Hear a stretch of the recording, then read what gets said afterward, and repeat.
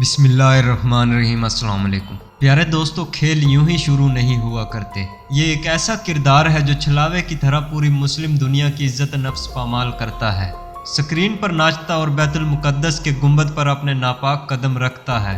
ایک ایسی سیریز جس میں اسلامی کلچر کو جاہل اور بدھو کا کلچر دکھایا جا رہا تھا۔ میں بات کر رہا ہوں اسیسن کریڈ سیریز کے بارے میں۔ اس سیریز کے ذریعے ایک زائنسٹ کرسچن جنگجو جو کہ کریکٹر ساری دنیا کے بچوں کے ذہنوں میں بھرا جا رہا تھا، وہ نہایت پاورفل تھا۔ یہ سیریز 5th جنریشن وار میں امت مسلمہ کے لیے ایک ایٹم بم سے کم نہیں تھا۔ یہ بک سیریز سے ویڈیو گیمز میں کنورٹ کر کے پھر اسے ہر گھر میں پہنچا دیا گیا۔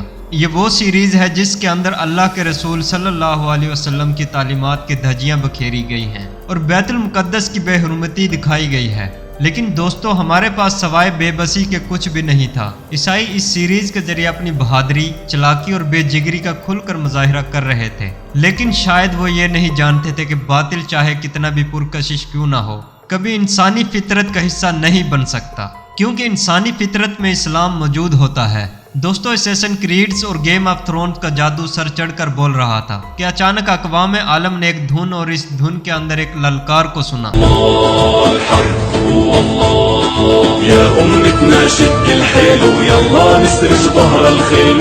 پیارے دوستو، ایک ارطغرل غازی وہ تھا جس نے 1000 سال قبل اسیسن کریڈ کا پہلا ورژن یعنی سلیبی اور منگول فوجوں کو وقت کی راکھ بنا دیا تھا، اور دوبارہ جب اسیسن کریڈ نے میدان اور شکل بدل کر مسلمانوں کی عظمت کو للکارنا چاہا تو ارطغرل غازی ایک بار پھر میدان کارزار میں موجود تھا۔ اور آج کی تاریخ میں اسیسن کریڈ کے ٹاپ 10 سے باہر ہونے پر BBC، Al Jazeera, Voice of America سمیت پوری دنیا کا یہودی میڈیا ارطغرل غازی پر چڑھ دوڑا ہے۔ پاکستان میں لبرلز، فیک قومیت پرست، مولوی بیزار اور مولوی پرست ہر طرف سے چیخ و پکار بتا رہی ہے کہ اسیسن کریڈز اور اسلام مخالف گیموں پر خاموشی اختیار کرنے والوں سے درد سہا نہیں جا رہا، جبکہ ابھی میری قوم کے بچوں نے 5th جنریشن وار میں دشمن کی طرف سے یونس ایمرے اور سلطان عبدالحمید ڈرامے کا ایٹم بم بھی چلتے دیکھنا ہے۔ پیارے دوستو، اس ویڈیو میں ہم ارطغرل غازی کی سیریز کے بارے میں کچھ خاص باتیں کریں گے، مطلب اس کے شوٹنگ پوائنٹس، شوٹنگ سے کچھ دن پہلے کیا ہوتا رہا، اس کی شوٹنگ کہاں ہوئی اور اس سیریز کا ایکٹرز کی زندگی پر کیا اثر ہوا،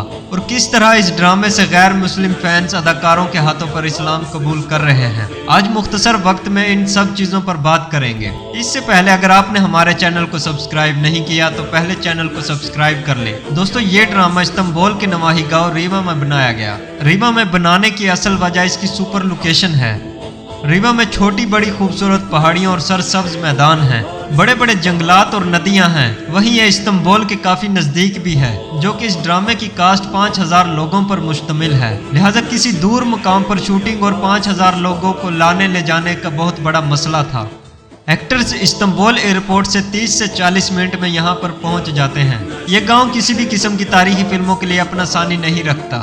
دوستو، انجن الطان جو کہ اس ڈرامے میں ارطغرل غازی کا کردار نبھا رہے ہیں، انہوں نے ایک انٹرویو میں کہا کہ ڈرامہ سائن کرتے وقت بالکل بھی اندازہ نہیں تھا کہ وہ کس قدر بڑا کام کرنے جا رہے ہیں، یہ ڈرامہ بناتے ہوئے ان پر کس قدر اثر انداز ہوگا۔ ڈرامے کی شوٹنگ شروع کرنے سے پہلے 5000 لوگوں کی کاسٹ کو چھوٹی چھوٹی ٹولیوں میں بانٹ دیا گیا، جنہیں ٹرینڈ کرنے کے لیے ہالی ووڈ سے اسٹنٹ مین اور اسکلڈ ٹیچر ہائر کیے گئے۔ دوستو، ڈرامے کی شوٹنگ سے 3 مہینے پہلے باقاعدہ جنگی تربیت دی گئی، گھڑ سواری، تلوار زنی، دشمن کو للکارتے ہوئے ووکل کیسے لیول پر رکھتے ہیں، یہ سب چیزیں سکھائی گئی۔ دوستو، انجن الطان کہتے ہیں کہ میرے لیے یہ سیریز بھی دوسرے ڈراموں کی طرح ہی تھی، یعنی مجھے صرف پیسہ کمانا تھا، لیکن شوٹنگ سے کچھ دن پہلے ہمیں اس بات پر قائل کیا گیا کہ اسیسن کریڈ جیسی اسلام مخالف سیریز کے لیے ہمیں شمشیر بے نیام ثابت ہونا ہے، اور یہ ایک جہاد ہے، اور ہم وہ مختصر سا طبقہ ہیں جو اس سیریز کے ذریعے پوری امت کی ڈائریکشن طے کر سکتے ہیں۔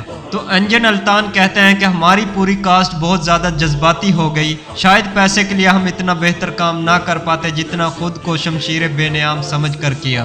دوستو، دلچسپی کا پہلو یہ بھی ہے کہ ڈرامے میں دکھائے جانے والے تمام انڈور شوٹس ترکی کے کسی دور دراز مقام کے نہیں اور نہ ہی کسی پرانے شہر کے ہیں۔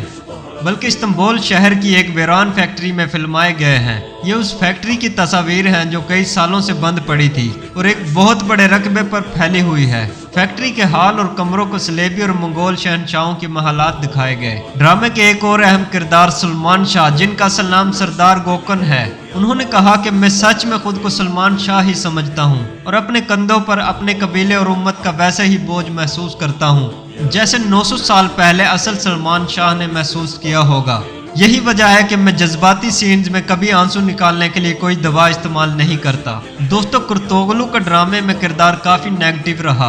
रीवा में जब इनकी आखिरी शूटिंग थी, मतलब इन्हें इनकी गद्दारी की वजह से सर कलम करवाना था ड्रामे के स्क्रिप्ट के मुताबिक, लेकिन शॉट ओके होने के बाद ये काफी जज्बाती हो गए। इनका कहना था कि वो इस ड्रामे को जॉब समझकर करने आए थे, लेकिन ये ड्रामा अपने आप में एक दुनिया है। मेरे लिए इसको छोड़कर जाना खासा मुश्किल है। कुर्तोगलू, जिनका असल नाम हकान वालनी है, ये ड्रामे से हटकर खुश मिजाज और हर दिल अजीज इंसान है। दोस्तों, अर्तुगरुल सीरीज की शूटिंग रीवा और इस्तांबुल की इस फैक्ट्री में जब तक जारी रही, सरकारी अफसरान और वुज़रा खुद जाकर इस ड्रामे की निगरानी करते रहे।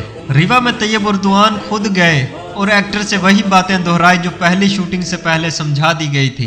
दोस्तों, इस ड्रामे में खास बात यह है कि ये दुनिया की सबसे बड़ी कास्ट रखने वाला ड्रामा है। अगर असैसिन क्रीड या किसी हॉलीवुड सीरीज मसलन हैरी पॉटर की बात की जाए या गेम्स ऑफ थ्रोन सीरीज से मुवाजना किया जाए, तो बजट के हिसाब से अर्तुगरुल सीरीज हॉलीवुड सीरीज के पास भी नहीं है। यानी इतने कम बजट में ये सीरीज बनाई गई है। लेकिन दोस्तों, अब इतलात ये हैं कि अर्तुगरुल गाजी सीरीज देखने के बाद गैर मुस्लिम शायकीन इस ड्रामे के अदाकारों के हाथ पर इस्लाम कबूल कर रहे हैं। दोस्तों, क्या असैसिन क्रीड्स, हैरी पॉटर्स और गेम ऑफ थ्रोन्स का जादू इतना ही कमजोर था कि गैर मुस्लिम शहरी इस महज एक ड्रामे के पीछे अपनी पूरी जिंदगी बदलने निकले हैं? इस्लाम दुश्मन कुव्वतों ने जितना भी कंटेंट प्रोड्यूस किया है, वो इंसान के सफली जज्बात को तस्कीन तो करता है, लेकिन ये इंसानी रूह के अंदर अल्लाह ने जो नूर रखा है, इसको उभारने के लिए कन्विंस नहीं करता। दोस्तों, अर्तुगरुल गाजी सीरीज की खूबी यह है कि इसमें वो तमाम चीजें शामिल कर दी गई हैं जो एक इंसान की अजमत को बुलंद करती हैं।